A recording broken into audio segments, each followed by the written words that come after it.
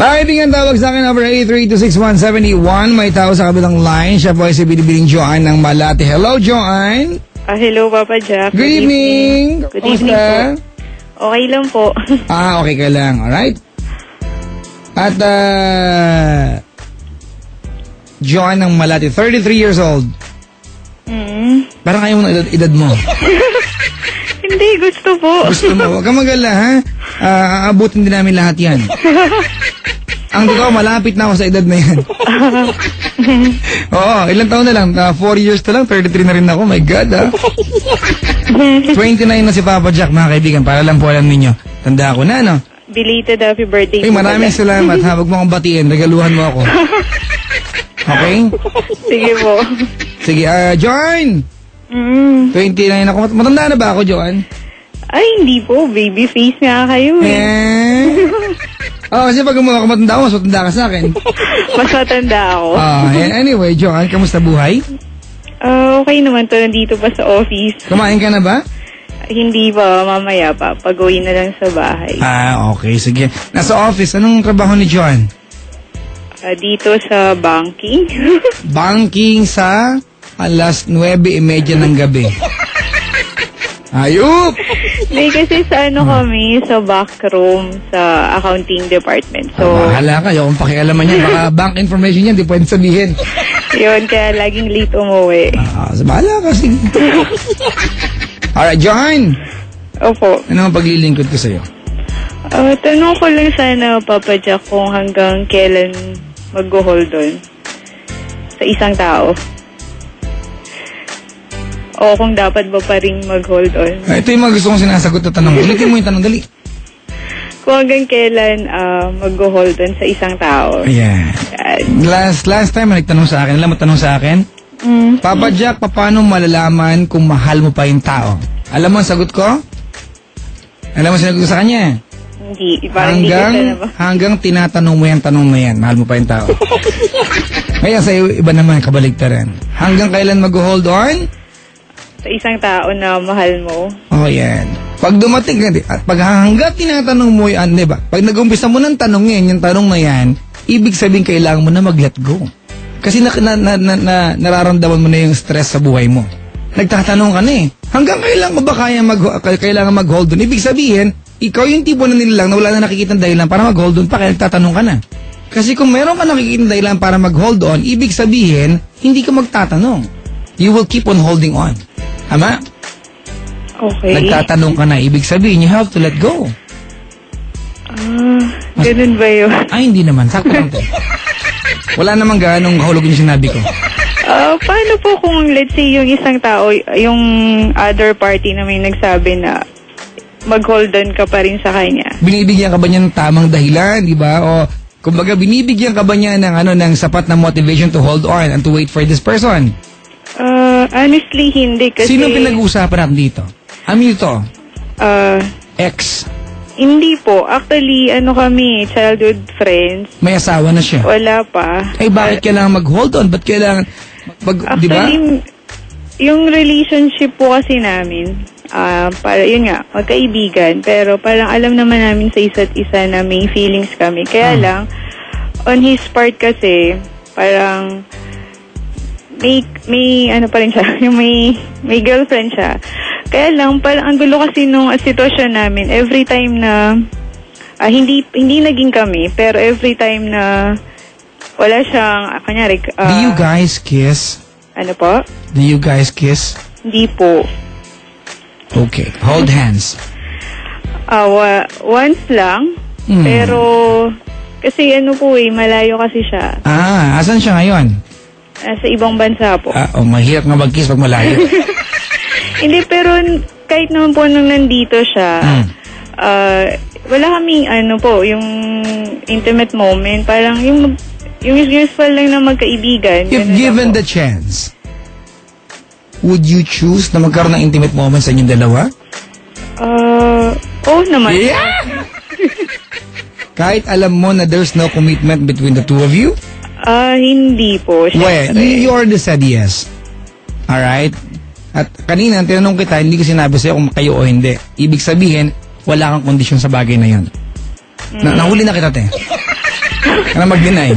Di ba? Wala kang kondisyon. Di mo sinabi ko, kami po. Wala kang ganon. Hindi kasi, honestly, Papa Jack, ewan ko kung maniniwala kayo, hindi. At my age kasi, hindi pa talaga ako nagkakaroon ng boyfriend. So, ang sabi kasi ng mga friends ko, okay. Masyado daw akong martyr na hindi Now I ko pa rin siya. understand. Di ba? Ganito, Joanne. Opo. I think hindi natin kailan, it's not a requirement sa'yo na dapat meron ka nakaraan, na kasintahan, para malaman na echos ka niya. Tingnan mo to, Okay, imagine this. Mag-hold on ka, Joanne. May girlfriend kasi ako. Yun, eksena niyo, di ba? Tama? Ano po? Wala naman. Sabi ko, di ba, eksena niyo, mag-hold on ka, Joanne, tapos siya may girlfriend, di ba? Opo, Kumbaga, yung sabi yung mga niya. tipong baka dumating yung time na maging tayo. Parang ganun ang eksena sa buhay mo, di ba? Alright. Sige, Joanne, I will disregard you as a part of this story. Okay lang? Sige po. Isasantabi muna kita. Wala muna akong pakialam sa'yo. Di ba? Pero how would you feel, Joanne, kung ikaw yung babaeng yun? Di ba na, alam mo na, yung boyfriend mo, di ba, meron na pala nakareserba na pamalit sa'yo, where in fact ikaw, everyday siguro na kayo ng taong ito, you're building your dreams, di ba? Looking at tomorrow, nakasama siya, pero ito palang karelasyon mo, may reserbang best friend. How would you feel kung babaeng yun? Siyempre, masasaktan. Do you want to be the cause of that pain? Hindi po. Actually, hindi pa ba siya? Kasi actually, honestly, parang nakapag-decide na kasi ako 2 years ago na ile-let go na siya. 2 years ago? Oh my, pusang gala. Kaya lang. Hindi, kasi nga. Ay. Asad. Hindi. Tapos po kasi, recently lang, nagkaroon kami ng reunion. Tapos, wala talaga akong intention na umatin. Kaya lang, sabi kasi ng mga classmates ko, kapag di daw ako umatin, ibig sabihin bitter daw ako. Tapos, sabi ko, na lang sa sarili ko, sige, attend ako para rin maano ko sa sarili ko kung may feelings pa ba, or ganda ng kanta natin, no? Yun po. Tapos,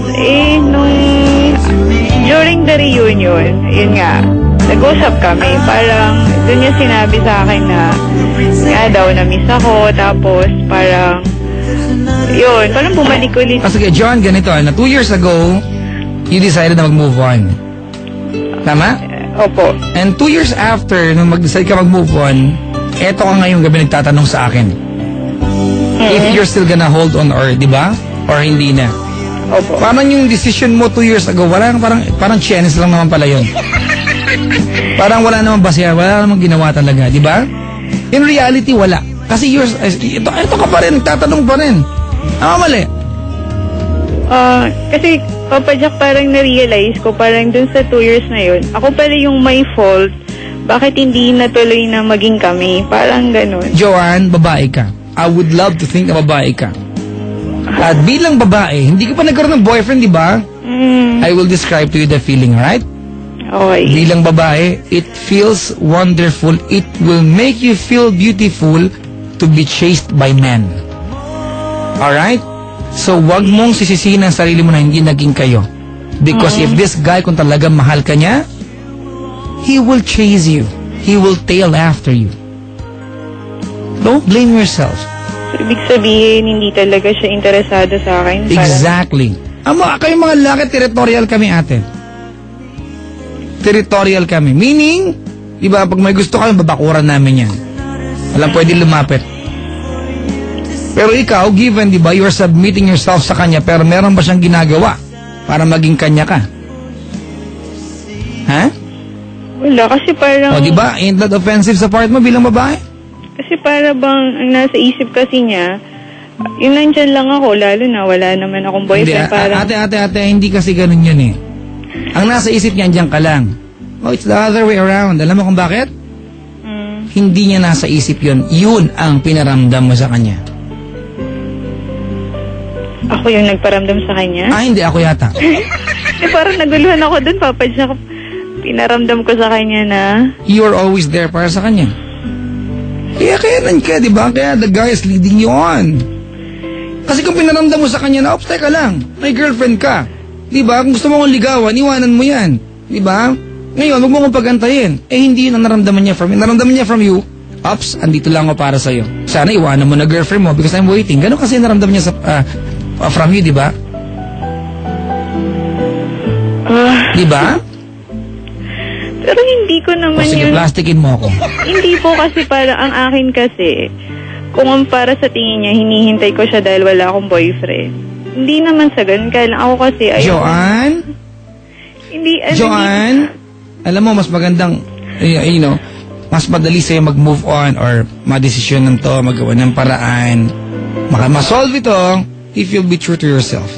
I'm not telling you na sa kabuuan ng 2 taon wala kang ginawang iba kundi mag-antay. I'm not saying na ganun yung ginawa mo.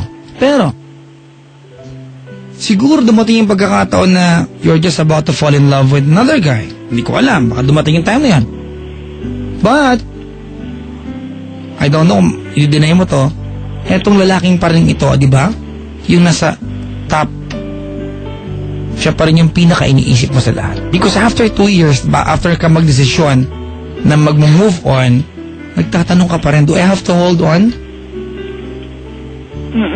Di ba? Kasi tama na, Joanna. Napaka-cheap na ng dating mo sa kanya. Sorry, ha? Feeling ko rin, Papa Jack. Oo, buti naman alam mo. At least na-confirm natin parehas. Di ba?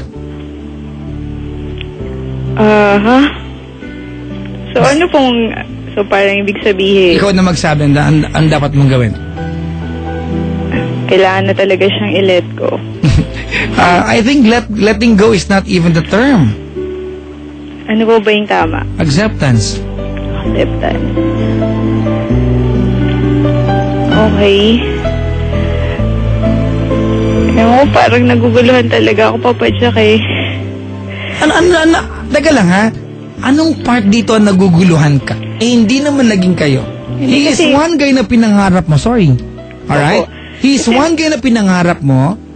Itong lalaking ito, binigyan ka ng false hopes, tama? Pero never gumawa ng tamang aksyon, concrete plans, di ba? Di ba kahit na talagang hakbang para maging part ka ng buhay niya? Never, di ba? So kahit anong gawin natin, you were just loving the guy all along from a distance, tama? Ano ang magulo? Wala ka naman commitment sa kahit kanino, di ba? Ano magulo? Meron kasing instance na nangyari sa buhay niya yun. Dapat po kasi kakasal na siya. Okay. Tapos hindi natuloy.